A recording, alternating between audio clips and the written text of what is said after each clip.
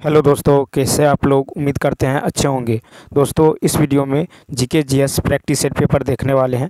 यह video Bihar police भर्ती के लिए अति महत्वपूर्ण रहने वाला है, तो आप लोग लास्ट तक जरूर बने रहिएगा। तो चलिए देखते हैं क्वेश्चन नंबर फर्स्ट से।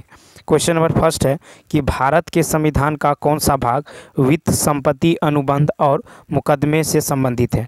तो इसका जो राइट आंसर होगा ये होगा डी ऑप्शन। तो देखिए, भारत के संविधान का भाग 12 वित्त, संपत्ति, अनुबंध और मुकदमे से संबंधित है। संविधान के अनुच्छेद 264 से 300 ए तक वित्त, संपत्ति, अनुबंध और मुकदमे आदि का वर्णन है। अनुच्छेद 300 क जो है ये संपत्ति के अधिकार के बारे में है। संविधान के भाग 9 में पंचायती राज का उल्लेख है। संविधान के भाग 10 में अनुसूचित जाति और जनजातीय क्षेत्र का वर्णन है। भाग 8 में संघ राज्य क्षेत्र का वर्णन है। नेक्स्ट क्वेश्चन देखिए। नेक्स्ट क्वेश्चन है कि 73वें संविधान संशोधन अधिनियम 73वें संविधान संशोधन अधिनियम के अनुच्छेद 243 एच के अनुसार किसी राज्य को विधानमंडल निम्न निधि से पंचायतों को सहायता अनुदान देने का प्रावधान कर सकता है? तो दो का होगा सी ऑप्शन, राज्य की संचित निधि। 73वें संविधान संशोधन अधिनियम के अनुसार 243 एच के अनुसार किसी राज्य का विधानमंडल राज्य की संचित निधि से पंचायतों को सहायता अनुदान देने का प्रावधान कर सकता है। अनुच्छेद 243 एच के अनुसार राज्य विधानमंडल विधि बनाकर पंचायतों को यह शक्ति प्रदान करता है कि वह निश्चित सीमाओं के अधीन जो है कर, शुल्क, टोल लगाए, एकत्र करे तथा उचित रीति से जो है प्रबंध करे। पंचायतों की जो है लेखाओं को जो है संपरीक्षा का प्रावधान अनुच्छेद 243 जे में किया गया है। क्वेश्चन नंबर देखिए 3। क्वेश्चन नंबर 3 है कि म्यांमार की आधिकारिक भाषा क्या है? तो देखिए, इसका राइट आंसर होगा बी, यानी म्यांमार की आधिकारिक भाषा है बर्मी।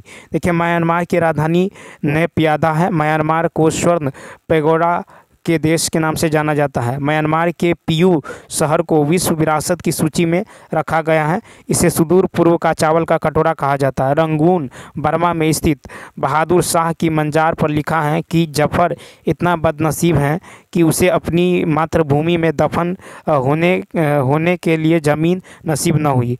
उसके बाद देखिए कि इरावती नदी को म्यांमार की जीवन धारा भी कहा जाता है। क्वेश्चन नंबर देखिए 4 है, निम्नलिखित में से कौन सा कथन जो है असत्य है? तो इसका राइट आंसर होने वाला है, देखिए इसका राइट आंसर हो जाएगा आपको डी ऑप्शन। ठीक है, क्या होगा? D option. तो देखिए कि भारत में पंचवर्षीय योजनाओं के संचालन के साथ जो है उसके कुछ लक्ष्यों का निर्धारण किया गया है। ये लक्ष्य है समृद्धि, आधुनिकीकरण, आत्मनिर्भरता और समानता। इन लक्ष्यों को अलग अलग योजनाओं में महत्व दिया गया है। सीमित संसाधनों के साथ विकास की प्रतिबद्धता के कारण योजनाओं ने जो है प्रत्येक पंचवर्षीय योजना के लिए जो है अलग लक्ष्यों का निर्धारण किया गया है। नेक्स्ट क्वेश्चन देखिए। नेक्स्ट क्वेश्चन है, निम्नलिखित में से किस सुल्तान ने सती प्रथा रोकने का प्रयास किया है? तो 5 का होगा डी ऑप्शन, मोहम्मद बिन तुगलक। मोहम्मद बिन तुगलक जो है 1325 से 51 ने पहली बार सती प्रथा को रोकने का प्रयास किया। अकबर एवं पुर्तगाली जो है गवर्नर अलबुकर्क ने सती प्रथा को रोकने का प्रयास किया। अलाउद्दीन खिलजी ने बाजार नियंत्रण व्यवस्था को लागू किया था। फिरोज शाह तुगलक को सल्तनत कालीन अकबर कहा जाता है। फिर इल्तुतमिश ने लाहौर के स्थान पर दिल्ली को सल्तनत की राजधानी बनाया। दिल्ली सल्तनत में एकता प्रणाली का प्रारंभ इल्तुतमिश ने किया। बलबन ने दीवान ए अर्ज यानी सैन्य विभाग की स्थापना की। क्वेश्चन नंबर 6 है कि तुलसीदास ने रामचरितमानस किसके शासनकाल में लिखी है? तो 6 का होगा सी ऑप्शन, अकबर। तो तुलसीदास ने रामचरितमानस की रचना जो है अकबर के काल में लिखी है। तुलसीदास अकबर के समकालीन थे। अकबर के काल को हिंदी साहित्य का स्वर्णकाल कहा जाता है। जहांगीर के काल को चित्रकला का स्वर्णकाल कहा जाता है। कृष्णदेव राय को आंध्र भोज कहा जाता है। क्वेश्चन नंबर 7 देखिए। क्वेश्चन नंबर 7 है कि निम्नलिखित में से किस मुगल शासक ने संगीत और नृत्य पर प्रतिबंध लगाया था? तो 7 का होगा सी ऑप्शन, औरंगजेब।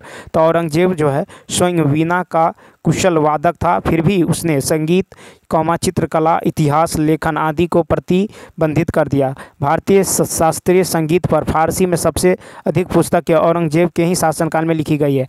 औरंगजेब इस्लाम धर्म के सुन्नी संप्रदाय को मानता था, उसे जिंदा पीर कहा जाता है।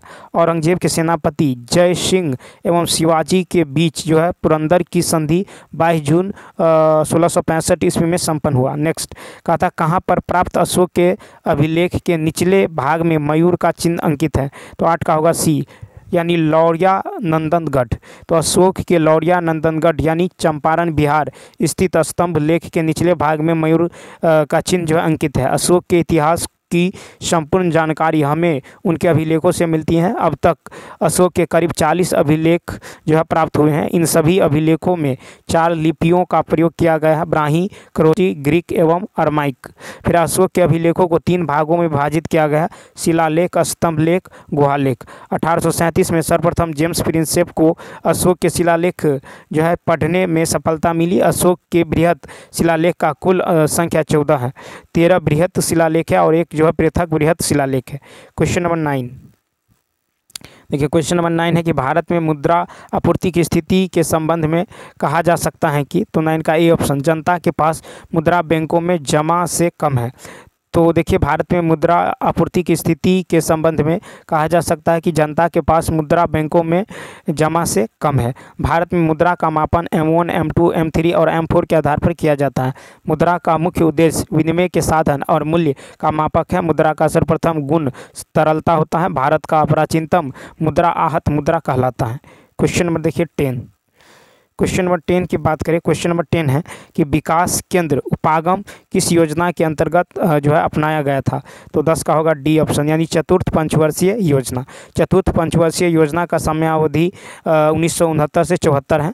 इसके अंतर्गत संसाधन आधारित कार्यक्रम, समस्या आधारित कार्यक्रम, लक्षित समूह उपागम, प्रोत्साहन दृष्टिकोण आदि विकास केंद्र उपागम के प्रमुख घटक हैं। 11 है कि जो वन चक्रवातों के अवरोधकों का कार्य करते हैं वे वन कौन से हैं? तो 11 का होगा सी, मैंग्रोव वन। मैंग्रोव वन समुद्र तटीय क्षेत्रों के लवणीय भागों में पाया जाता है।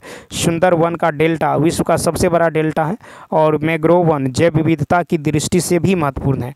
क्वेश्चन नंबर नेक्स्ट है कि पाटलिपुत्र को जो है पालीब्रोथा किसने कहा था? 12 का होगा सी, मेगास्थनीज। पाटलिपुत्र को पालीब्रोथा मेगास्थनीज ने कहा था। सेल्यूकस निकेटर का राजदूत मेगास्थनीज, जो चंद्रगुप्त मौर्य के दरबार में राजदूत बनकर आया था, उसने अपनी पुस्तक इंडिका में पाटलिपुत्र को पालीब्रोथा कहा है। फाहियान जो है चंद्रगुप्त II के काल में भारत आया। हेनसांग को यात्रियों का राजकुमार कहा जाता है, जो हर्षवर्धन के काल में भारत आया।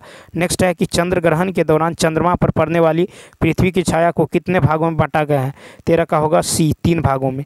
ठीक है, तो देखिए चंद्र ग्रहण के दौरान चंद्रमा पर पड़ने वाली पृथ्वी की छाया को 3 भागों में बांटा गया है। वह है अम्ब्रा, पेनम्ब्रा और एंटम्ब्रा। ठीक है, क्वेश्चन नंबर नेक्स्ट देखिए, क्वेश्चन नंबर 14 है कि शिक्षा की वर्धा योजना जो है कब लाया गया था?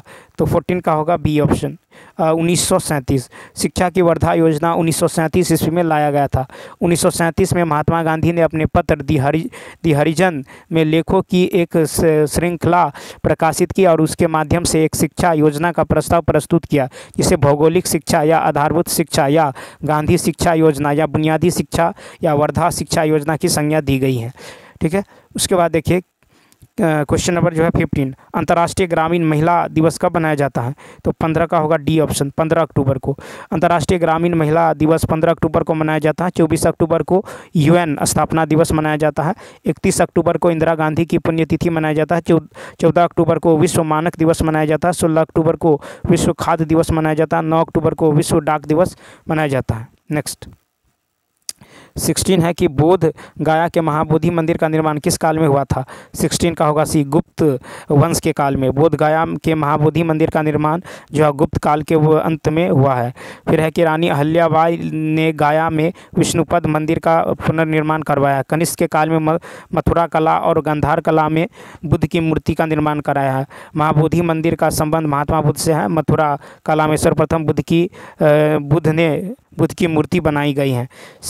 17 है कि योजना आयोग के स्थान पर नीति आयोग का गठन कब हुआ। 17 का होगा ए ऑप्शन 1 जनवरी 2015। योजना आयोग के स्थान पर नीति आयोग का गठन 1 जनवरी 2015 को किया गया। नीति आयोग का गठन की घोषणा 15 अगस्त 2014 ईस्वी को प्रधानमंत्री द्वारा किया गया। योजना आयोग का गठन 15 मार्च 1950 ईस्वी में किया गया था। नीति आयोग का अध्यक्ष प्रधानमंत्री होते हैं, ठीक है। इसके जो उपाध्यक्ष होते हैं ये कैबिनेट, केंद्रीय कैबिनेट मंत्री का दर्जा प्राप्त होता है, ठीक है। उसके बाद देखिए क्वेश्चन नंबर 18 है कि हदीस है एक, 18 का होगा डी। तो देखिए हदीस, तो हदीस जो है मोहम्मद साहब के कथनों और उनके जीवनी से संबंधित घटनाओं का संग्रह है, ठीक है। हदीस क्या है, तो हदीस है मोहम्मद साहब के कथनों और उनके जीवन से संबंधित घटनाओं का संग्रह। कबीर के उपदेश शब्द सिखों के आदि ग्रंथ से संग्रहित है। कबीर के वाणी का संग्रह बीजक नाम से प्रसिद्ध है। तुलसीदास ने रामचरित मानस की रचना की, वाल्मीकि ने रामायण की रचना की। अष्टाध्यायी के लेखक पाणिनि है, रामायण के लेखक वाल्मीकि हैं, महाभारत के लेखक वेदव्यास है और अर्थशास्त्र के लेखक चाणक्य हैं। क्वेश्चन नंबर 19 की यदि बात करें तो 19 है कि वर्ण व्यवस्था से संबंधित पुरुष सूक्त मूलतः निम्न में से किस में पाया जाता है। तो सी ऑप्शन यानी ऋग्वेद में, ठीक है। किस में पाया जाता है, ऋग्वेद में। ऋग्वेद में के 10वें मंडल में पुरुष सूक्त में समाज को 4 वर्णों में बांटा गया है, ठीक है। मुख से ब्राह्मण, भुजा से क्षत्रिय और जांघ से वैश्य और पैर से जो है शूद्र की उत्पत्ति। अथर्ववेद लौकिक साहित्य है, सामवेद की पुस्तक है। मनुस्मृति प्रथम विधि की हिंदी पुस्तक है। ऋग्वेदिक काल की सर्वाधिक महत्वपूर्ण नदी सिंधु थी, जबकि सर्वाधिक पवित्र नदी सरस्वती।